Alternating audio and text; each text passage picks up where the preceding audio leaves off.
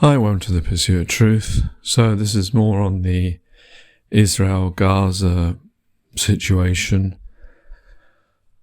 I know I've talked about it a lot, the Pursuit of Truth. I guess that, a lot of people have been saying, this is going to go down in history of as a significant moment in world history of how things were handled. To me,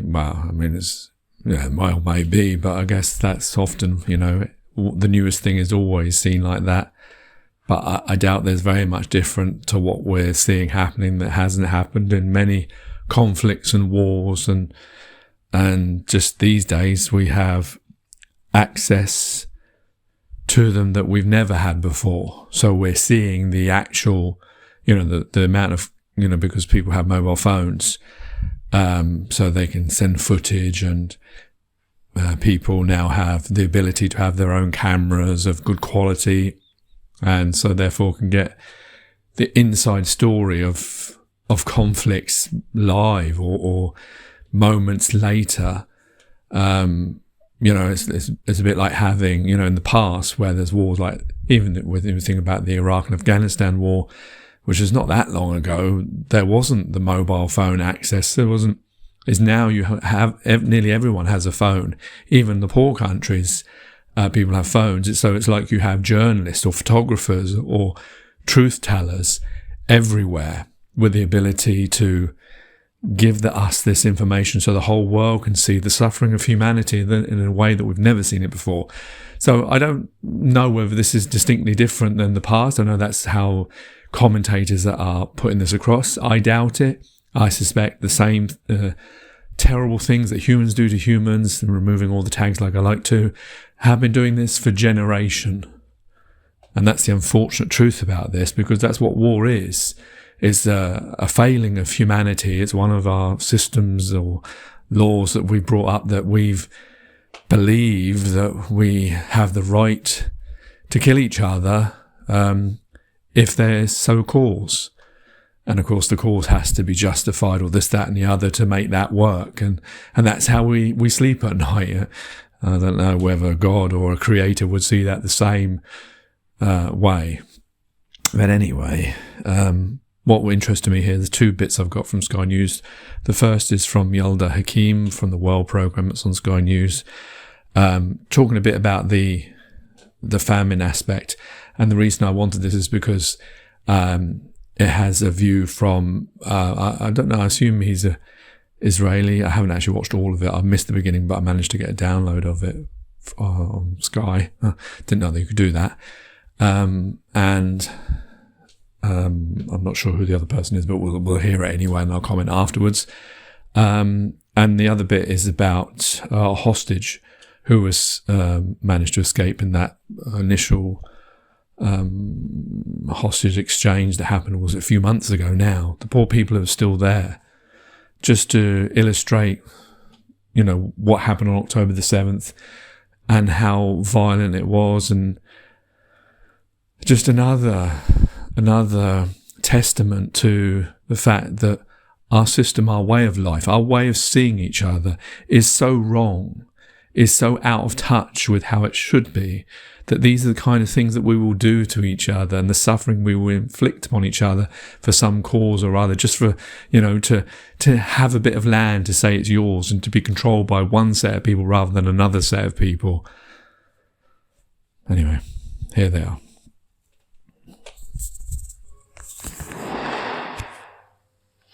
Good evening. Has the world done enough to stop a famine in Gaza? The UN says more than 1 million people are starving, and that the international community should hang its head in shame. In their words, the threat of famine is imminent and entirely man-made. So how can it be stopped?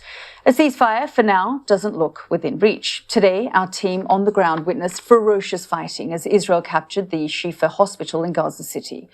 Could Israel's biggest ally, the United States, make a difference? Today, President Biden spoke to Benjamin Netanyahu on the phone. But it was the first time they'd done so for a month. That's right, a whole month. So did it bring any hope? We'll be live in Washington to find out. The best option seems to be aid. Agencies couldn't be working harder to get food in with airdrops and deliveries by boat, but it's not enough. Agencies say what would really help is for Israel to stop holding up trucks at the border. Could the US get them to budge?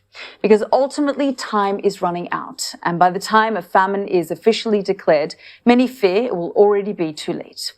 Well, today the EU's top diplomat did away with diplomatic language and said it was Israel provoking a famine with its military operation, while the UN Secretary General said we must act now to save lives. This is the highest number of people facing catastrophic hunger ever recorded by the Integrated Food Security Classification System, anywhere, anytime. This is an entirely man-made disaster, and the report makes clear that it can be halted.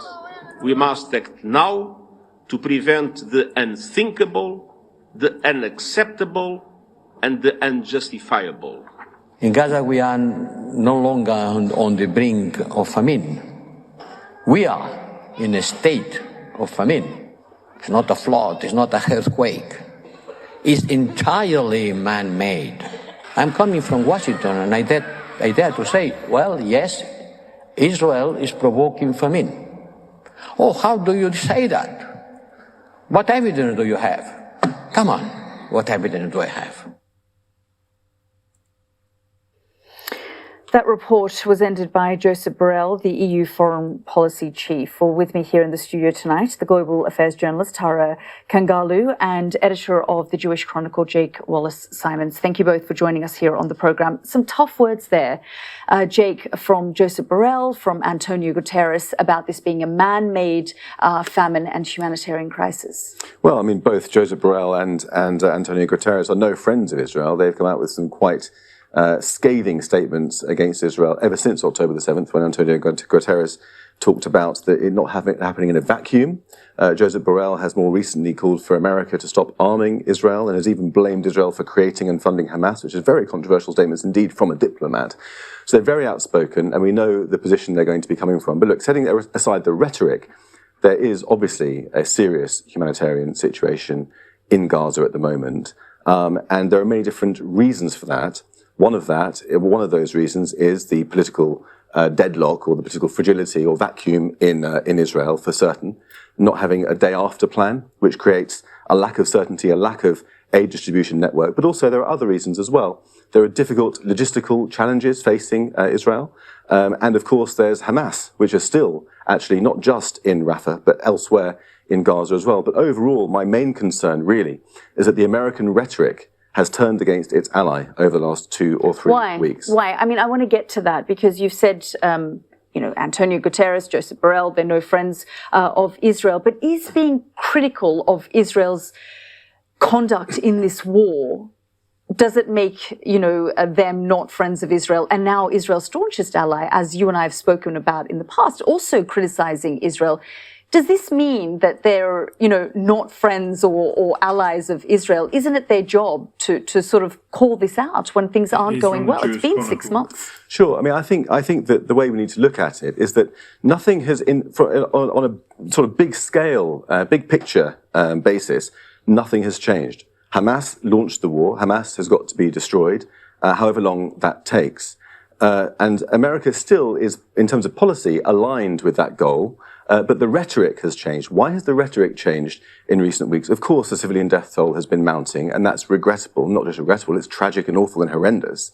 But we saw that the Americans making clear to the Israelis on the phone just today 3 concerns about Rafah, 2 humanitarian and 1 involving relations with Egypt. Now, those are things that the Americans could work with the Israelis to solve, so that the humanitarian crisis could be reduced and Hamas could be destroyed more quickly, rather than throwing slings and arrows at Israel. I'll bring you in, Tara. I mean, Jake there is saying that they could be working with Israel to have some kind of strategy, because right now it doesn't feel like there is any kind of strategy, certainly not an exit strategy. There is no strategy right now.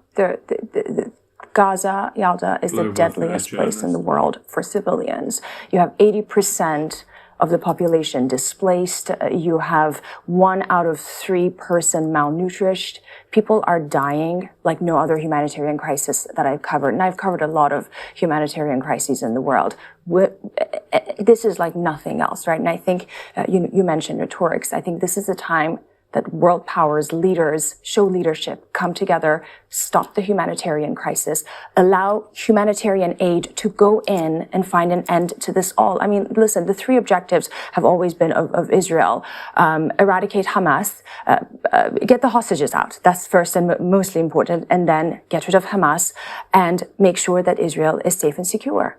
And are we there yet? Have we achieved any of that? Well, some of the hostages are out, but so many are still there. And on top of that, we have a humanitarian crisis like no other. Well, we keep being told that the famine is imminent. Well, the UN humanitarian chief, Martin Griffiths, had this to say. Let's just have a read of his statement where he talks about this shocking famine. He says, famine is imminent in Gaza. The international community should hang its head in shame for failing to stop it. Well, earlier, I spoke to Abir Etefa from the UN's World Food Programme on the warning of famine in the Gaza Strip. Have a listen. People are dying as we speak. Yes, it's imminent. It's going to happen anytime soon. Overall, the number of people in Gaza facing catastrophic hunger has doubled since the last time we did this report 3 months ago, and it has gone from 570,000 people in December to 1.1 million people today.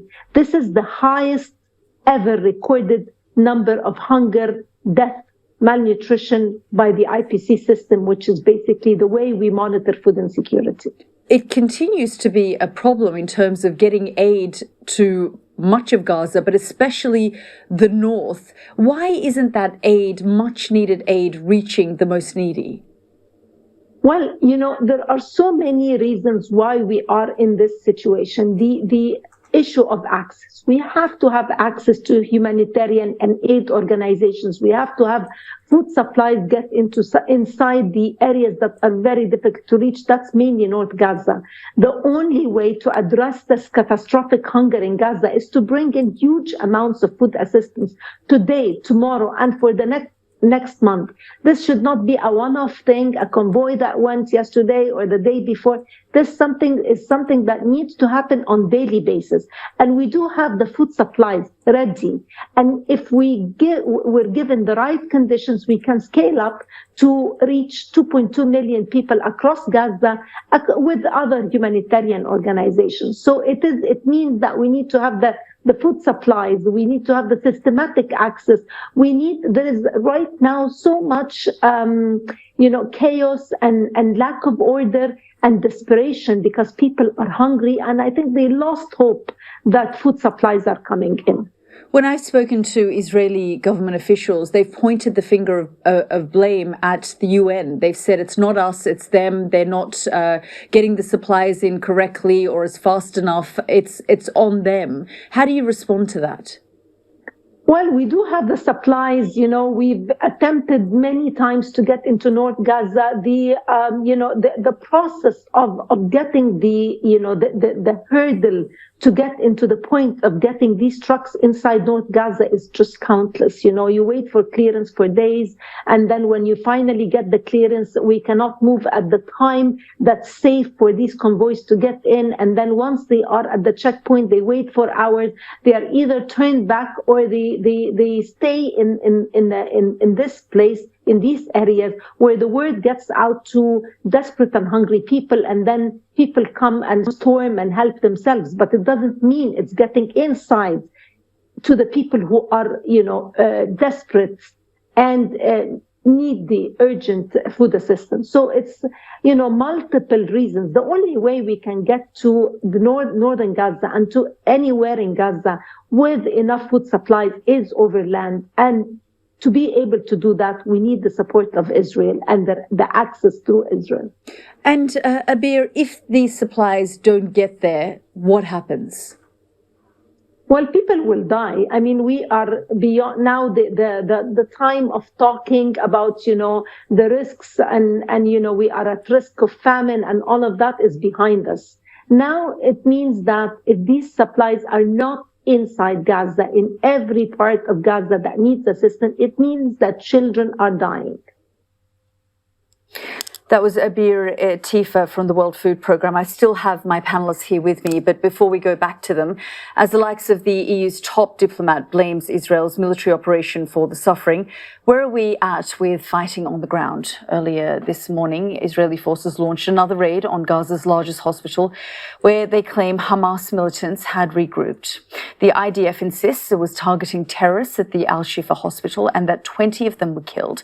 But Hamas says tens of thousands of people were sheltering there and the raid amounts to a war crime. Our Middle East correspondent, Alistair Bunkle, reports.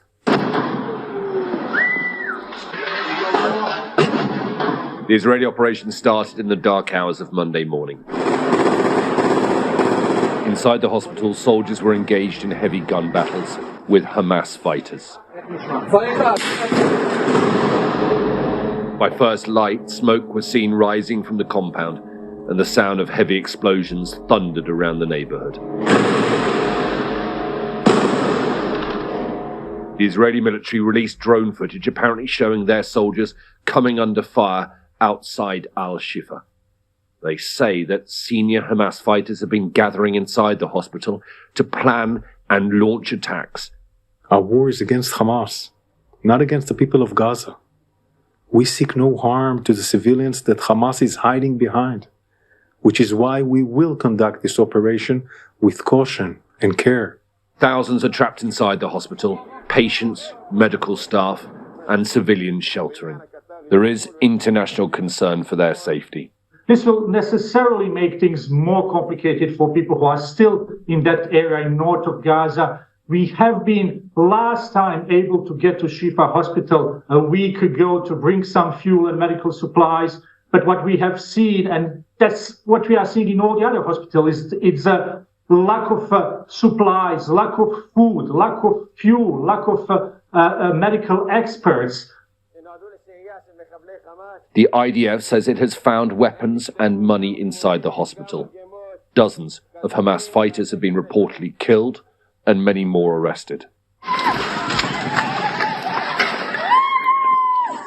As a Sky News team was filming close to the hospital today, an airstrike hit nearby.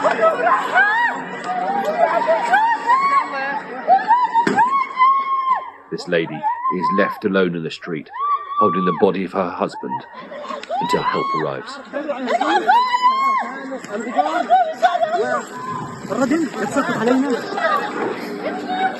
Families carrying what they can in their arms and on their backs walk through the dusty haze of war.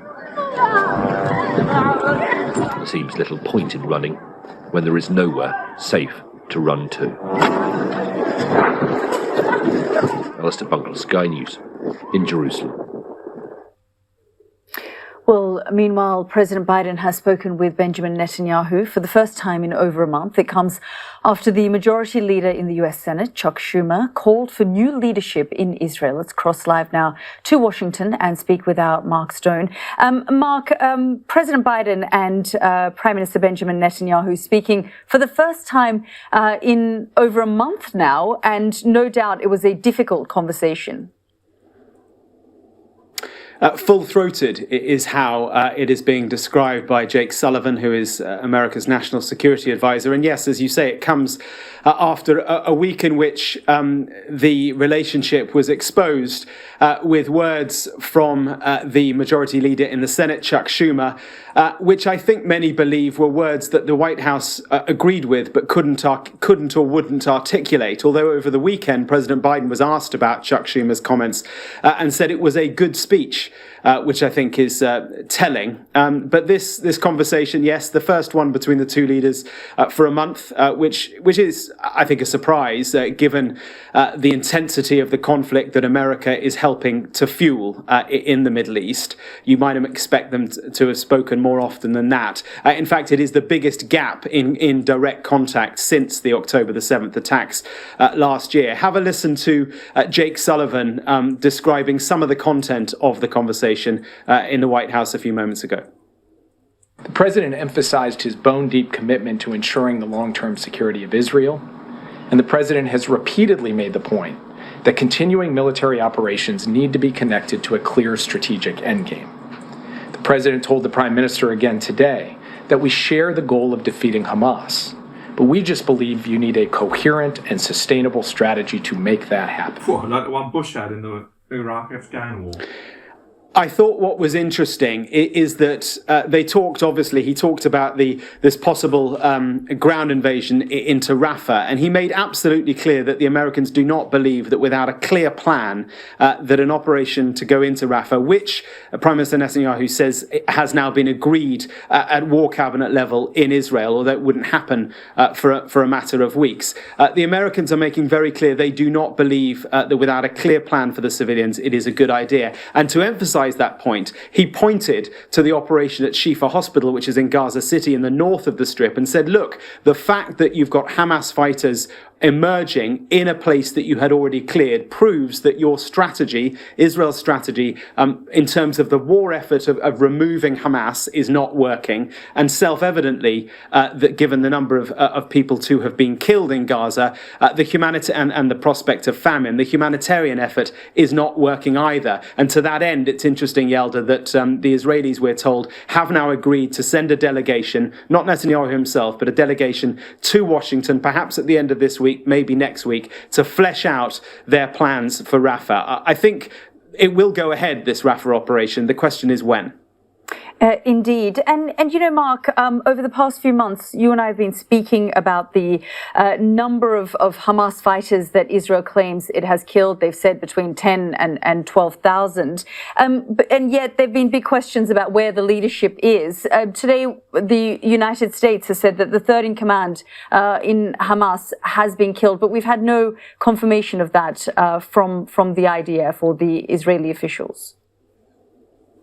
Yes, Marwan Issa is his name, and he is third in command, so it's believed, of Hamas's military wing in Gaza, a man who was very closely involved, an architect, say some, of the attack on the 7th of October, and a man who the Americans announced almost in a sort of by-the-way form.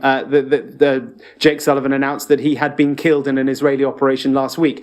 Curiously, and I've no idea why, the Israelis have not yet formally announced his death, which is odd.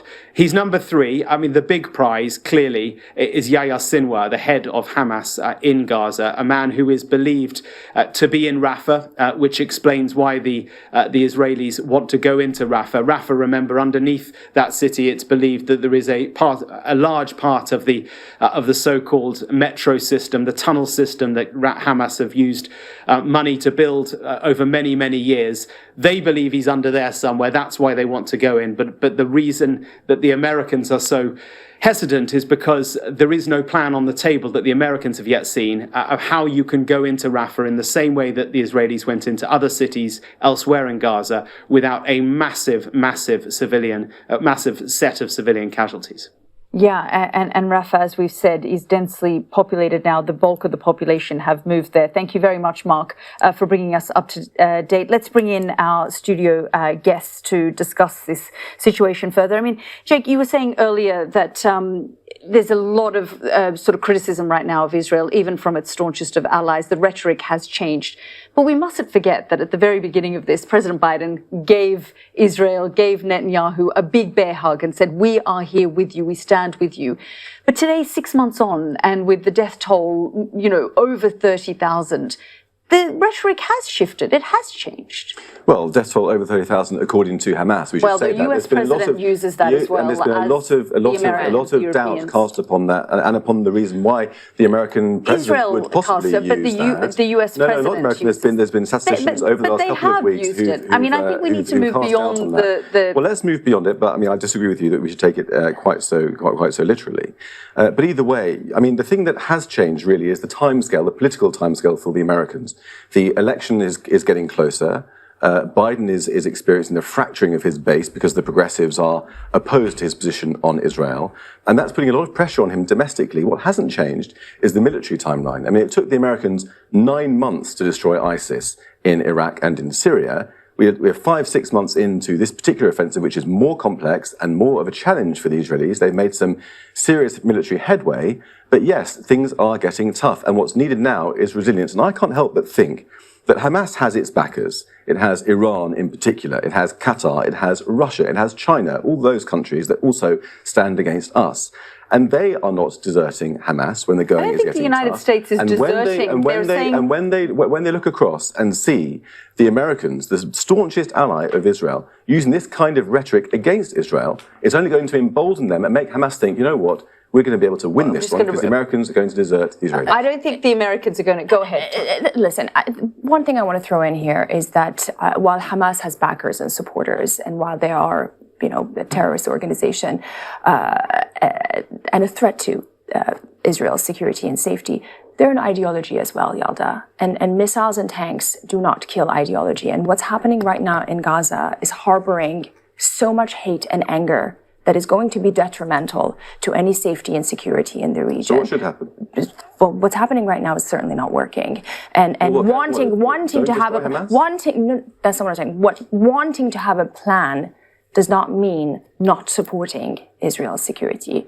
You're right. I mean, I agree with you, and there should be a better plan. And the reason there isn't a plan, partly, is because of Israel's dysfunctional political system and prime minister, frankly. But what I'm talking about is the rhetoric, the quite aggressive rhetoric, talking even about regime change in Israel, a democratic country that's elected this prime minister, using that sort of language, talking about indiscriminate bombing and things that are clearly not true, is only emboldening Hamas, because Hamas thinks, well, if we just put enough pressure on the Israelis then and get more pictures out of suffering civilians, the Americans will begin to turn against the Israelis, and then we can win. But Jake, I've spoken to generals, American generals, 4-star generals, who have said right from the outset, we went to Israel, we told the Israelis, don't go in based on revenge. We've done this ourselves. Learn some lessons from us and have a plan. 6 months in, there is no plan. I don't think that it's right to say the Israelis went in based on revenge or bloodlust or anything like that, but you're right to say that there should be a better plan. And the Israelis, as far as I know, are working hard on that. It's not easy. They've got various different plans which have been kicked up to the political level and then declined, including bringing in Fatah from the West Bank. It's not an easy problem to solve. They are working on it. But yes, they do need a humanitarian plan before they go into Rafah. That's absolutely true. Okay, we're going to have to go to a commercial break, but we'll keep you both here. You're watching The World with me, Yalda Hakim. Coming up, it seems there's only one winner in modern-day Russia. Vladimir Putin secures another term as president with a thumping majority and has warned that those who cause trouble will be punished. Plus, why did Barack Obama turn up for a meeting at Downing Street?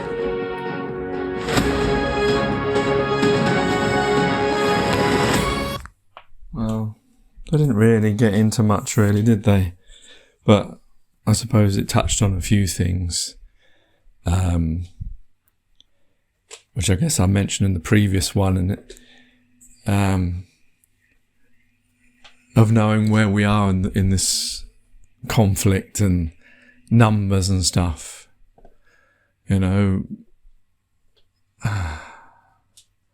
It's very difficult, isn't it? Because we're on the outside and all our information is based on the media, and all their information is based on the governments of these places. And obviously Israel are not allowing any international communities that I'm aware of that I guess would count bodies. I mean, I don't know how they go about counting bodies anyway, but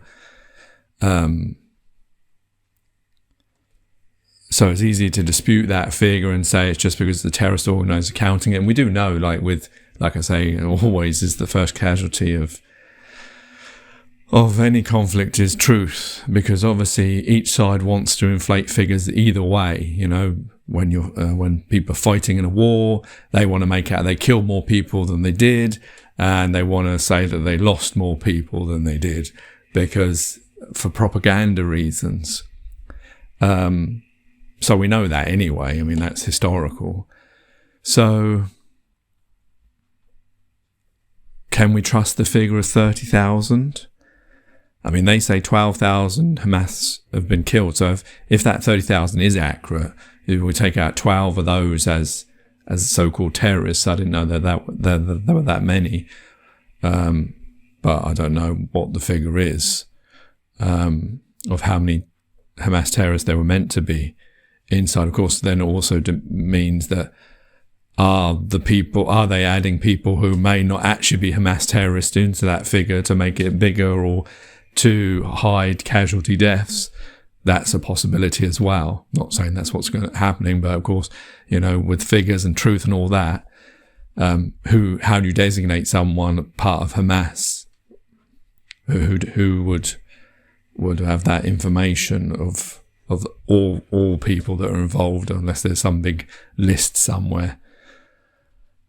So that would mean, like, what was it, 18,000 civilians have been killed, which is a huge number. I don't know what the world would say was an acceptable number, but even though people are moaning about it, nothing's being done to change it, is it? People are protesting, yes. People are not happy about it, and the news media and the politicians have changed their rhetoric towards what's going on, but nothing's changed, has it?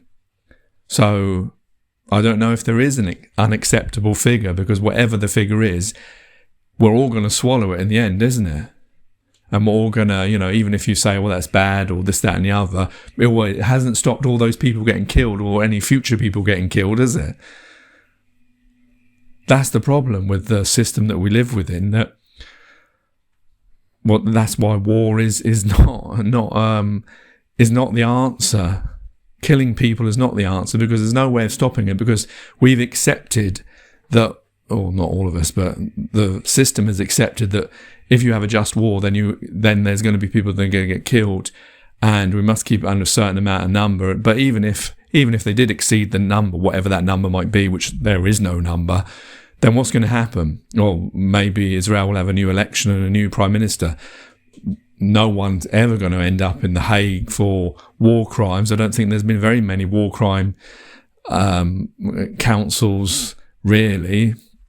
Most people seem to get away with, you know, wars and things and crimes of humanity that people often say, oh, this person committed a crime against humanity, but they're still never faced in. And if they did, that's just one person or some soldiers that may face criminal action or some time in prison, but they still get their lives. But even if you get a few people, that's still nothing to the 20 or 15,000 or whatever number actually end up dying of innocent people. If, you know, we don't know what percentage of them may be innocent or super, I don't know whether people would consider innocent.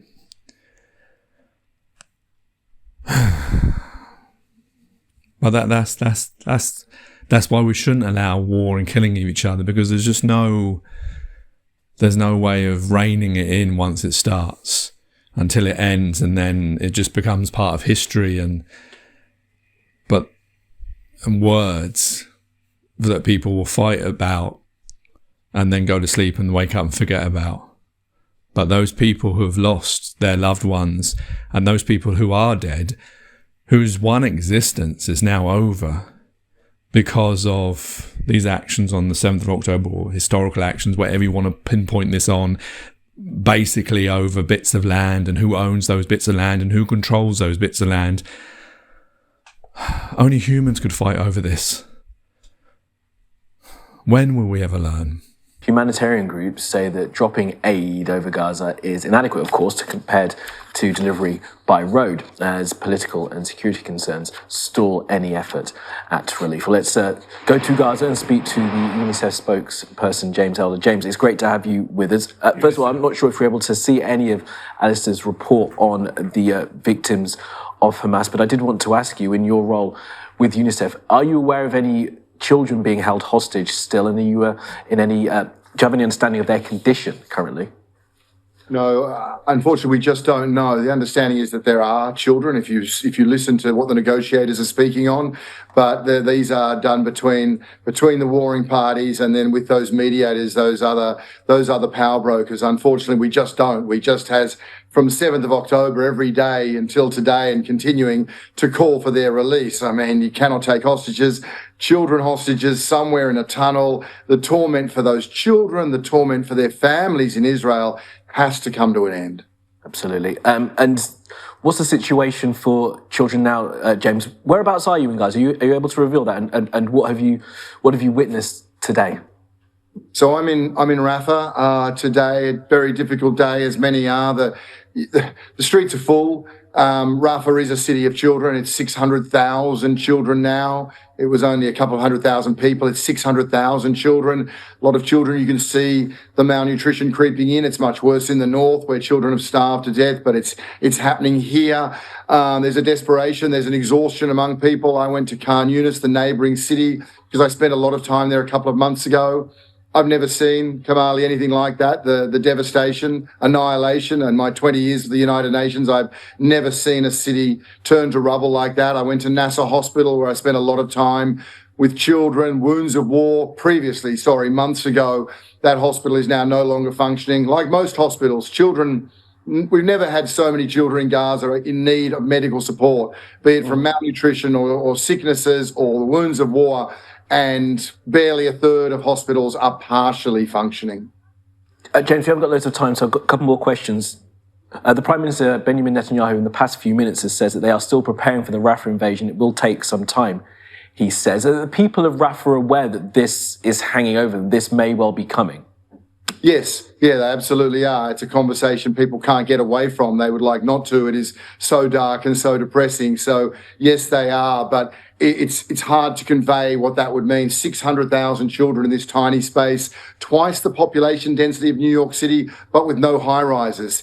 It would be utterly catastrophic to have a military incursion into Rafah, the one place people were told to go to be safe, and they fled from around the Gaza Strip to here, nowhere else to go.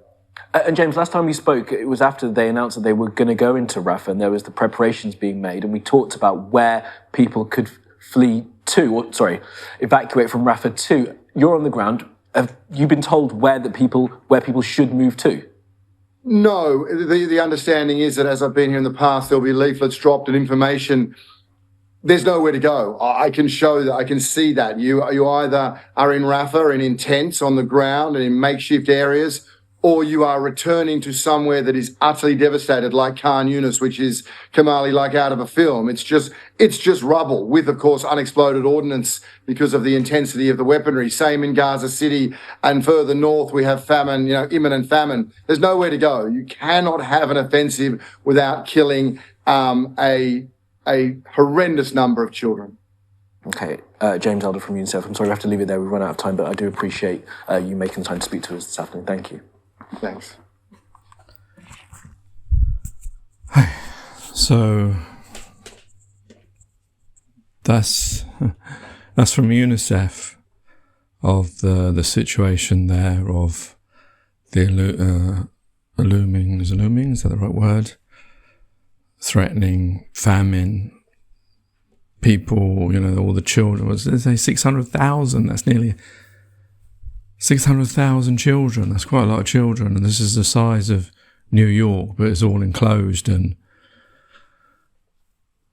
I just don't know how, they keep saying about this Rafah offensive is going to happen, and Prime Minister Netanyahu has already given it the green light. They just got to, apparently they're going to America now to talk about it. But how would they move 1 million people Would they move them all back to the north?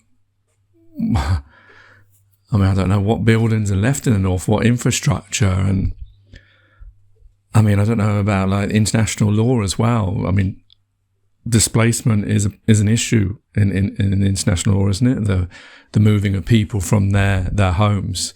I mean, it's already happened under the watchful eyes of the world, and the even when South Africa brought out the claim to the justice, has not made any difference, has it?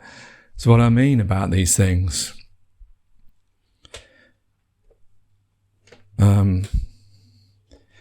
So I don't know how that. I mean, that wouldn't be that. You know, that could be one idea, but it wouldn't save lives, would it?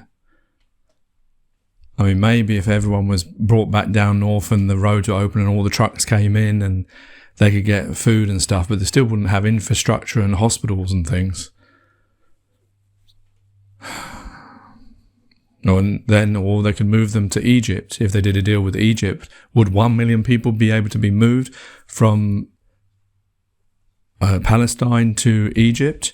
And therefore, that must definitely be against international law because you're moving them out of their country. You could make it claim that this is some kind of temporary thing, but would it be temporary? That would be a very... I guess a lot of people would be worried that they would never be able to come back to their homes.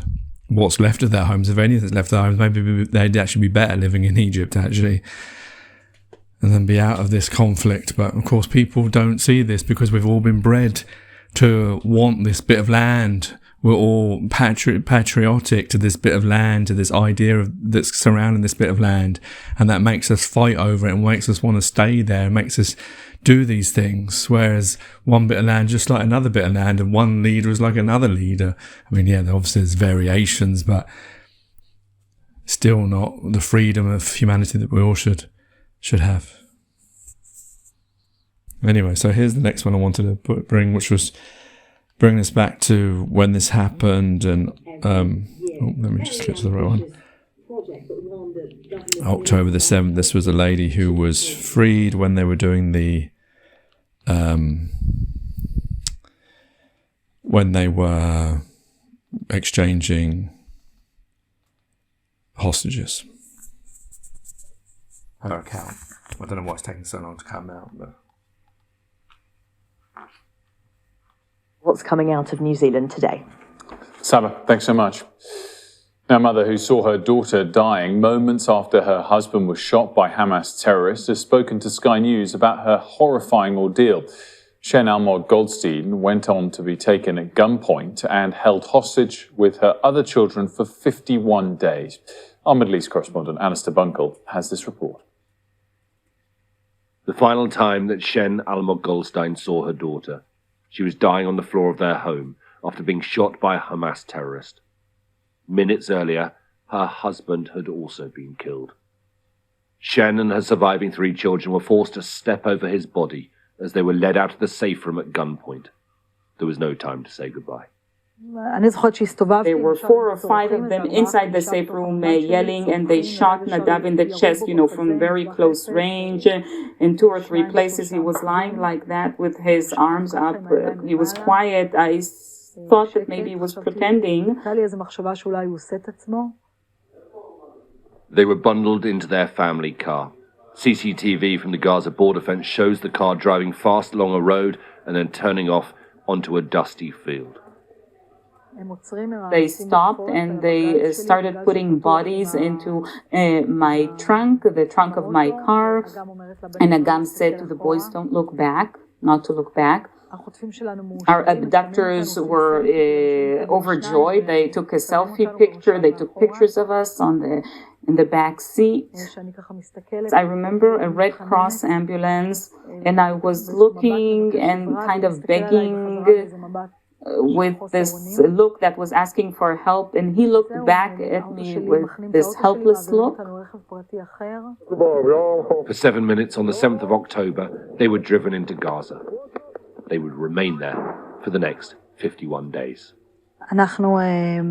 The first 2 days were in a tunnel, and in the last week we were in a tunnel, and in between we were in apartments. And the conditions in the apartments were not easy.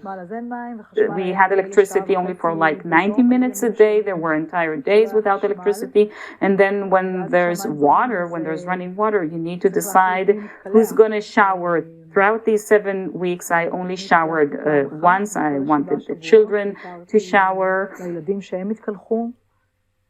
Shen, Agam, Gal and Tal were regularly moved by their Hamas guards from apartments above ground to tunnels below. The fighting was often close by, the sound of airstrikes frightening. There were times she was worried they might be killed by Israeli forces, not their captors. It was really scary and dangerous. We were really in danger. When they took us out to the street and we walked down the street and we saw the devastation and destruction, it was really hard. It was terrible. It was terrible to see the destruction, the devastation, the poverty, the children in the streets. On the 26th of November, 2 days into a week-long ceasefire, Shen and her children were released. We waited in this car for 5 hours. They said that they were waiting to receive a signal, a phone call from the Red Cross. Everybody around us, the masses were taking pictures of us. It was so humiliating and scary. On Monday, fresh ceasefire talks resumed in Qatar.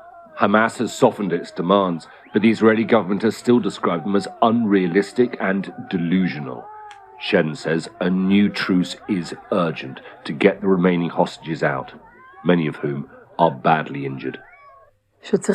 We need to do everything possible in order to release the people who are still there, to bring them back to their families, to bring them back to our country, and do everything possible so that they'll be released as soon as possible. Alistair Bunkle there for us. You're watching Sky News Today. I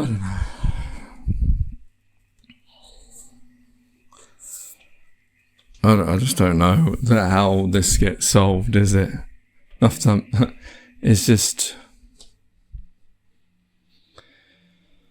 I just feel for the people that are going through this, or any people that go through any wars, either side, because, the innocent people, obviously, I not much love lost from me on soldiers or terrorists or etc., because I don't believe in the killing of human beings. And I know that's very easy for me to say because of the situation I'm in, that I don't have to.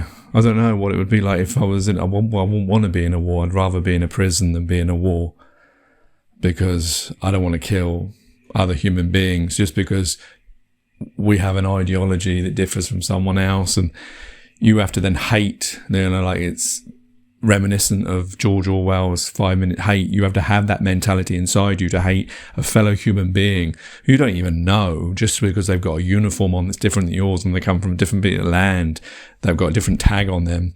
You have to then shoot that person, hate that person enough to shoot them, think that they're the enemy, whereas they're just your brother and sister just like you, and they're probably just like you. They got a family back home and they believe that they're fighting for their country and fighting for their freedoms or whatever they believe they're fighting for. We're all deluded in this system that we're in. That's my personal view anyway. I just don't know how it could be, but it's interesting to hear the lady that was not, describing the situation that she was in, not being able to bath, not having electricity and water, and this is just, she's describing suffering as a human being. You can only really think about these things when you experience them. I'm lucky, to be born in the West, where I've never really experienced anything like these things that I cover on here.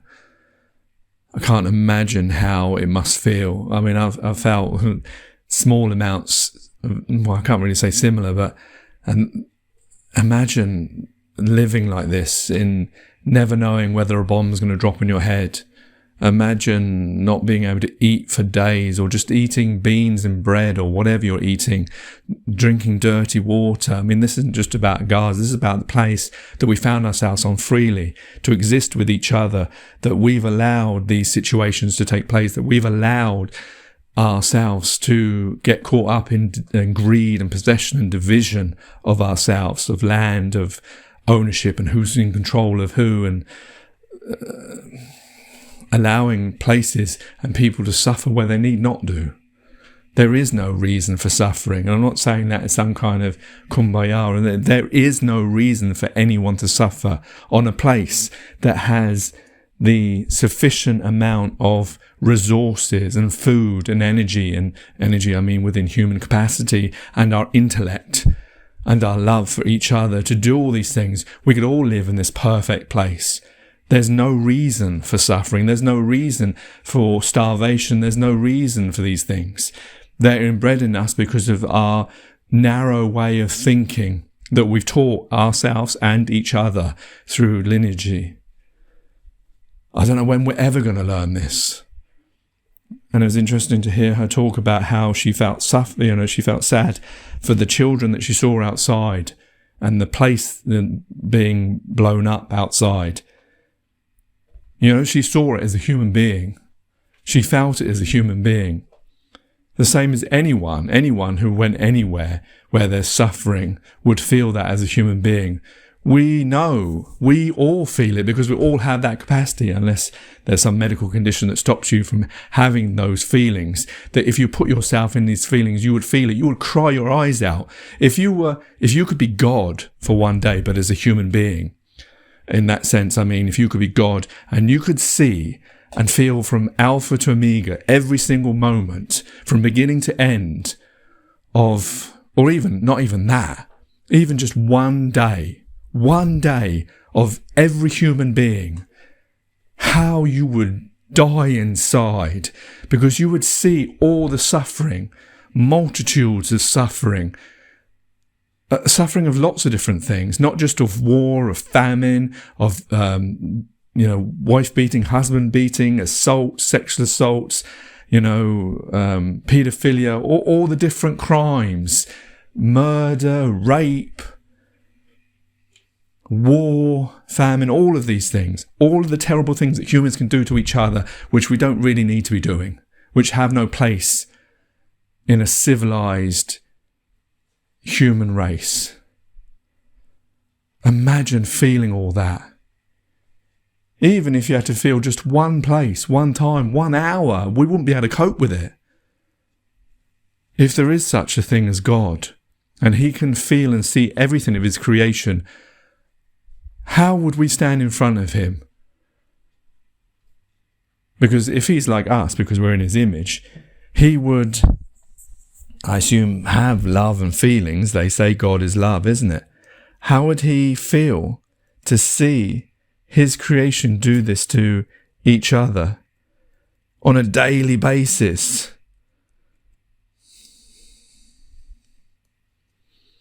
Take care, take it easy. God bless and peace.